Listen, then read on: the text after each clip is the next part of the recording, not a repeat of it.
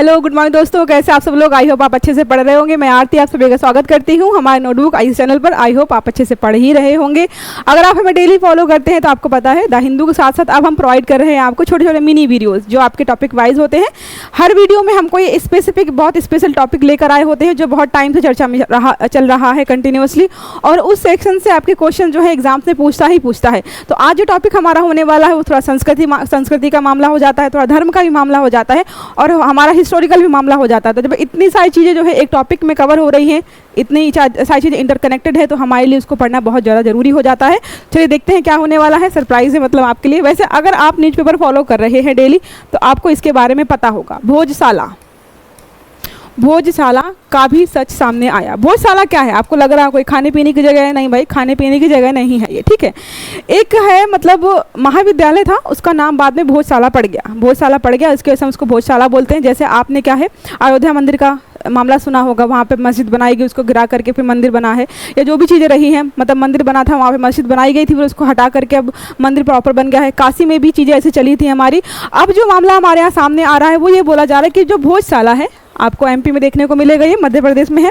भोजशाला के लिए बोला जा रहा है कि ये जो है पहले हिंदू धर्म के से रिलेटेड था। यहाँ पे मुस्लिमों ने बाद में इसको तोड़ फोड़ के क्या किया, वहाँ पे मस्जिद बना के रखी हुई है। फिर आर्कियोलॉजिकल सर्वे हमारा है उसको वहाँ पे भेजा गया कि भाई आप जाइए। मतलब क्या है, बार बार अपील्स आ रही थी, ट्रायल दायर हो रहे थे कि आप इसकी ASI के द्वारा वहाँ पे चीज़ें देखिए कि क्या है, कैसे है, क्या सच में है ऐसी। जब वहाँ पे रिसर्च टीम पहुँची और वहाँ पे उत्खनन किया गया तो बहुत सारे मतलब जो है थोड़े बहुत नहीं, लगभग जो है 1000 से ज़्यादा वहाँ पे हिंदू धर्म के साक्ष्य मिले हैं कि वो जो हमारा भोजशाला है वो हिंदू धर्म से ही बिलोंग करता है। वहाँ पे बहुत सारे देवी देवताओं के फ़ोटोज़ मिले हैं, फ़ोटोज़ कह रही हैं, मूर्तियाँ मिली हुई हैं, चाहे पार्वती हो, शिव जी हो, और या फिर सरस्वती माता की वहाँ पर मूर्ति भी मिली हुई है, जिसके बारे में ये बोला जाता है कि जब राजा भोज ने वहाँ पर क्या है मतलब बनवाया था, महाविद्यालय बनवाया था, तो वहाँ पर एक सरस्वती माता की मूर्ति भी स्थापित की थी। आपको पता है जो भी स्कूल कॉलेज होते हैं वहाँ पर कुछ हो ना हो सरस्वती माता की एक मूर्ति जरूर होती है, तो वहाँ पे स्थापित की गई थी। बाद में चीज़ें चली, बाहर से आक्रमणकारी आए, विदेशी जो हमारे यहाँ विदेशी आक्रमणकारी आए मुस्लिम के, उन्होंने क्या किया, धीरे धीरे वहाँ पे कब्जा किया, थोड़े थोड़े पार्ट्स को तोड़ करके वहाँ पे क्या बनाया, मस्जिद बना लिया। तो ये क्रम कैसे रहा है, कहाँ पे रहा है, ये सारी चीज़ें हम आपको यहाँ पे बताने वाले हैं, ठीक है। देखो जो मूर्ति यहाँ पे मिली है वो इस तरीके की है, कोई भी टूटी फूटी मूर्ति नहीं है।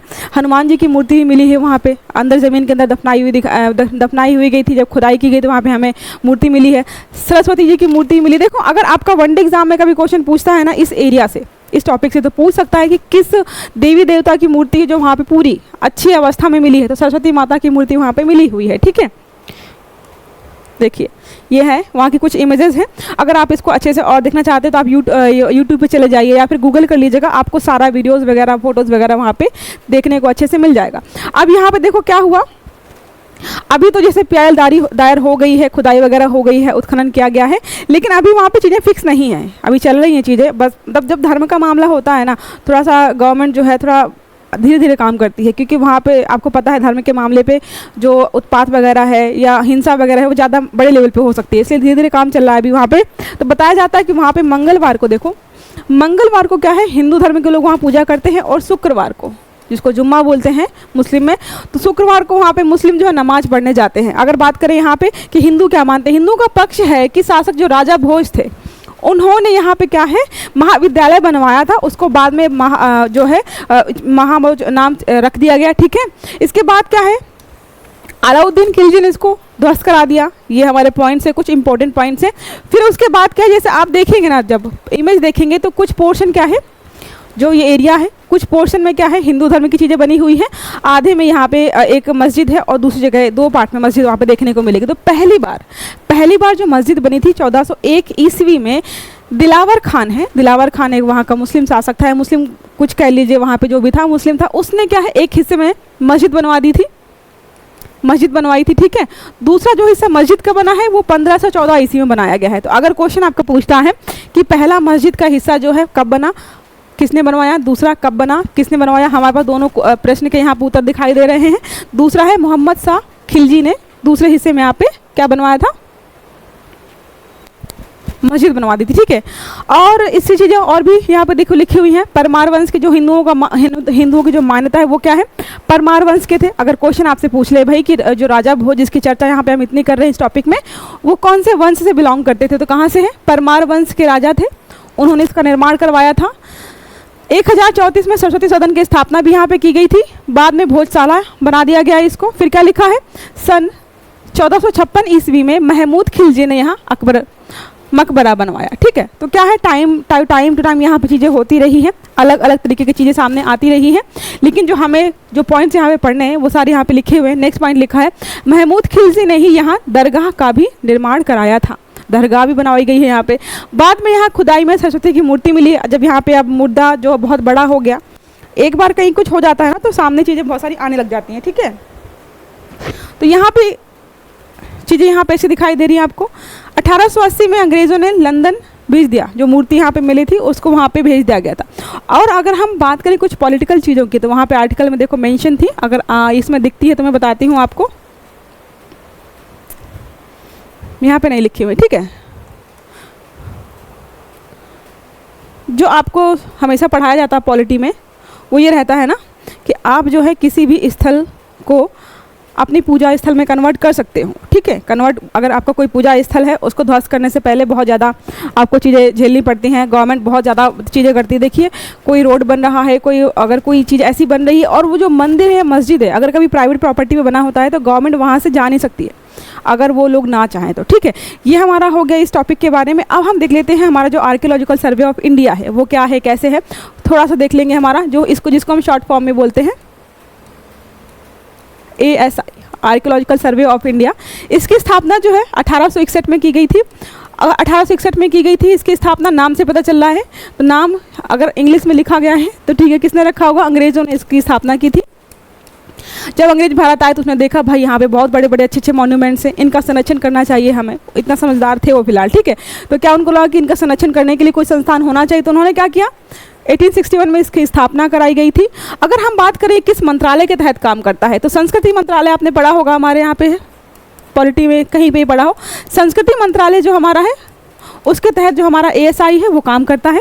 और अगर नेक्स्ट बात करें कि भाई हमारा जो आर्कियोलॉजिकल सर्वे ऑफ इंडिया है इसका मुख्यालय कहाँ पे है, तो न्यू दिल्ली में आपको देखने को इसका मुख्यालय मिल जाएगा, ठीक है।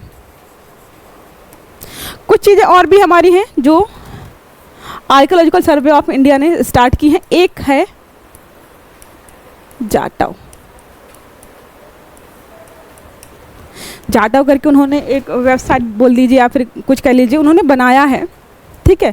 तो यहाँ पे क्या होगा, जो कोई भी मॉन्यूमेंट्स है उसकी एक डिजिटल कॉपी बनाई जाएगी, ठीक है। डिजिटल कॉपी बनाई जाएगी ताकि जो भी वहाँ पे रिसर्चर्स वगैरह है उनको कोई स्पेसिफिक डिटेल जाननी हो तो उनको वहाँ पे जाना ना पड़े, ठीक है।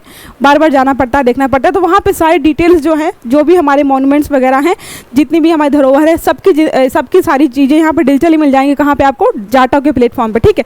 नेक्स्ट जो ASI ने स्टार्ट किया वो था दर्शन एप्लीकेशन है एक, दर्शन ऐप। आपसे पूछे दर्शन ऐप जो है किसने लॉन्च किया है, किसने स्टार्ट किया है, तो ये हमारा आर्कियोलॉजिकल सर्वे ऑफ इंडिया ने किया है। इसका जो बनाने का लक्ष्य है, या मान लीजिए क्यों बनाया है, तो जो भी व्यक्ति ऐसे हैं जो विकलांग हैं, ठीक है, दिव्यांग है, मतलब जो कह सकते हो कहीं किसी भी तरीके से एक जगह से दूसरी जगह जाने में सक्षम नहीं है, तो वो हमारी धरोहर के बारे में जान सकें, उनको देख सकें, तो इसके लिए बनाया गया। अब मान लीजिए जैसे मैं नॉर्मल हूँ, मुझे जहाँ मन करेगा मैं वहाँ जाके घूम सकती हूँ। कोई व्यक्ति है जो बचपन से मान लीजिए उसके पैर में प्रॉब्लम है, ठीक है, या आँखों में प्रॉब्लम, चलो ठीक है, एक आँख में प्रॉब्लम है, कोई भी प्रॉब्लम हो, पैर में प्रॉब्लम है या चल नहीं सकता है, कुछ भी ऐसी समस्या जिसकी वजह से वो एक जगह से दूसरी जगह जाने में सक्षम नहीं है, और इसकी वजह से क्या है, उसको हमारे यहाँ पे भारत में कौन कौन चीज़ें कहाँ पर अवेलेबल है, उपलब्ध है, हमारे कौन कौन से मॉन्यूमेंट्स वगैरह हैं, उसने शायद कभी सपने में भी नहीं सोचा होगा कि वहाँ पे जाकर देखूंगा। तो गवर्नमेंट क्या चाहती है कि उनका बिल्कुल रियल तरीके से देखने को मिले उनको, तो ये बनाया गया है दर्शन एप्लीकेशन या ऐप आप कह सकते हो, ठीक है। तो ये हमारा हो गया इस टॉपिक के बारे में। नाम क्या है, भोजशाला है। कहाँ पे है ये, MP में स्थित है, ठीक है। MP में देखने को मिलेगा आपको। अगर आपसे पूछता है कि भाई ये कहाँ पर है, तो ये आपको मध्य प्रदेश में देखने को मिलेगा। धार स्थित भोजशाला परिसर, वहाँ पे इंदौर में याचिका दायर की गई थी। उसके बाद जो चीज़ें कंटिन्यू उसी चर्चा में बनी हुई हैं। इसके बाद अगर कोई नया अपडेट आएगा तो उसको हम अगली बार देख लेंगे, ठीक है। चलिए, ये टॉपिक हमारा होता है यहीं पर ख़त्म।